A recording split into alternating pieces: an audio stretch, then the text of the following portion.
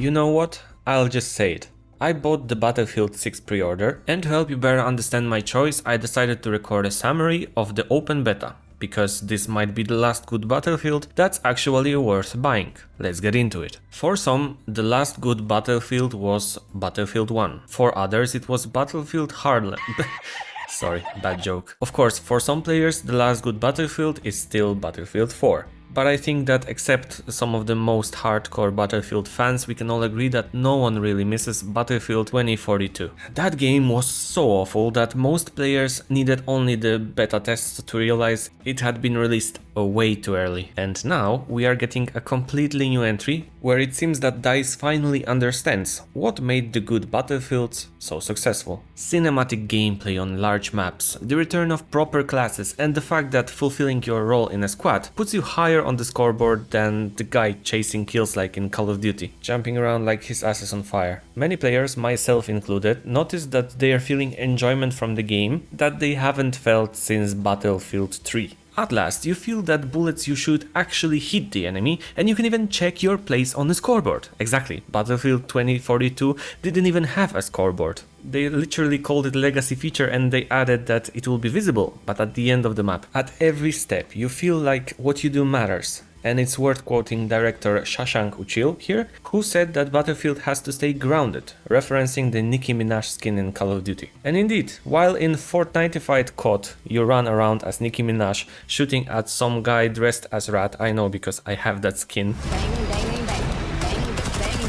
Battlefield offers the experience of a real soldier, boots on the ground. My first wow moment came from the experience when I rushed to a teammate with bullets and rockets flying over my head, dragging him into safety. Even here you can see a thoughtful design, because sometimes, as support, it's better to skip the defibrillator and instead drag your teammate away from the bullets. So even though second option takes longer than it takes for me to say defibrillator, at least your teammate will not instantly catch a bullet to the head. The game also had surprisingly few bugs, though maybe that's just my PTSD from the Battlefield 2042 beta. Sure, there were some places where the sun reflected off surfaces where it shouldn't, there was funny ragdolls, and sometimes game was showcasing how the world looks like when you take LSD, but I don't know, maybe just because your GPU is smoking. And about smoking, it's worth mentioning that the game is well optimized. At least in my case, tweaking the settings affected not FPS, but the temperature of my GPU, which hit 98 degrees on a hotspot on high settings, yet the game still runs smoothly. Although some players reported that even sitting in the lobby used 90% of their GPU. So either DICE is planning to raise a GPU card sales, or they should definitely look into that before premiere. But besides that, players are not fully satisfied, including myself, because the game has a few serious issues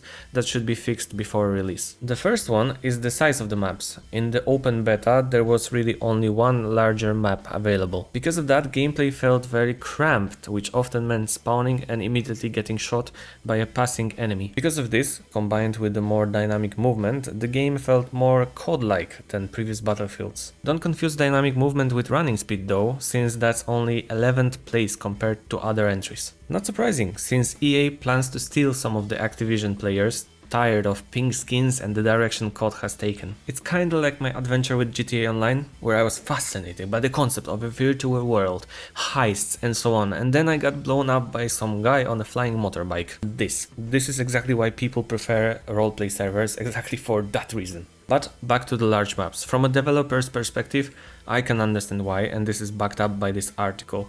Basically, idea was to stress test servers load in a testing phase, and the easiest way to do it was by cramming lots of players into a small space. It is also possible that devs were afraid that Battlefield 6 would end up just like 2042, where the open beta had a massive map with nothing happening on it. So far, I can tell you that the game will launch with 15 maps, 4 of which are remasters from previous games. And for now, only 5 large maps have been confirmed: Liberation Peak, Mirak Valley, New Sobek City, Eastwood, and the remastered Operation Firestorm. The maps available in the beta were far too tight and claustrophobic for a Battlefield, and if you think that the full game will fix that, I'll believe it when I see it. Each class can equip any weapon, so you can see a recon with an LMG or assault with a sniper rifle, but why? The whole point of classes is that while some weapons overlap, you still need to adjust your loadout to your role. And in current scenario, I can make an engineer with a sniper rifle who runs around blasting people with both a sniper rifle and an RPG. Makes no sense, and you can guess with which of these two weapons I made more kills. Also, in the videos that I watched, no one mentioned this problem, but for me personally, some of the weapons sounds were flat, almost as if the audio guy recorded airsoft guns and forgot to add effects. Like I said about Avowed, if the core gameplay is solid, then the rest can be patched, and Battlefield 6 does have that spark that makes you want to jump into another match. But a big game brings big cheats, and during the open beta over 300,000 players were blocked because of cheating, all thanks to Javelin. As always, I'm not the fan of the anti-cheats that operate at the kernel level, but a big W for DICE was making Valorant players uninstall their game. You know, if one anti-cheat detects another, it might think that it's a cheat. Now just wait until Take-Two shows up with their own anti-cheat, and you have to choose whether to play Valorant, Battlefield, or Borderlands 4. Oh my god. But more about cheaters and streamers, how I hate them, in the next Battlefield video if I will make one about it. But to really understand the risk facing Battlefield series, we also have to understand stats that are currently displayed for it. For 2 weekends, players could test Battlefield 6 over 50 days before launch. On Steam alone, the open beta peaked at over 500k players, surpassing COD's record. And since every player already had a chance to form an opinion about the new Battlefield, some of them decided to pre-order, some of them decided to wait. This led to a wave of wishlists and pre-orders. Just on Steam alone, over 2.7 million players added the game to their wishlists and over 600k pre-ordered. And that's not counting Xbox, PlayStation or EA app, where you can get a game 50% cheaper if you're in the Ukraine. I just realized how funny it is that you can get a game 50% off in Ukraine, a game called Battlefield. Dark humor, yay? Dark humor. But with these numbers, can we already call the game a success? Not exactly, because Battlefield 6 is a massive project. It has been in development for at least 3 years, with 4 studios involved: DICE, Criterion, Motive and Ripple Effect. That puts the budget at over $400 million, which is roughly how much Sony wasted on Concord, which will have anniversary and deathversary. Yay Concord, congratulations! Or the equivalent of 13 years of the EA studio director's salary, because he decided to raise it to 30 million. Considering the current state of the game and player feedback, EA would really have to screw it up for this to not be a success. Just to break even, about 5 million copies of the base edition needs to be sold, but I'd estimate sales will easily hit 50 million. Meanwhile, the EA Games CEO wants 100 million players in their game, and given their plans, he's not crazy to think so. Because aside from other modes, Battlefield will also get a Battle Royale, which is supposed to become the backbone of the franchise, as Battlefield wants to follow the Call of Duty formula. But if you, like me, remember Warzone's first season, the OG, the best one, and how Verdansk looked back then, you probably already know how each new Battlefield will work if DICE will follow this path.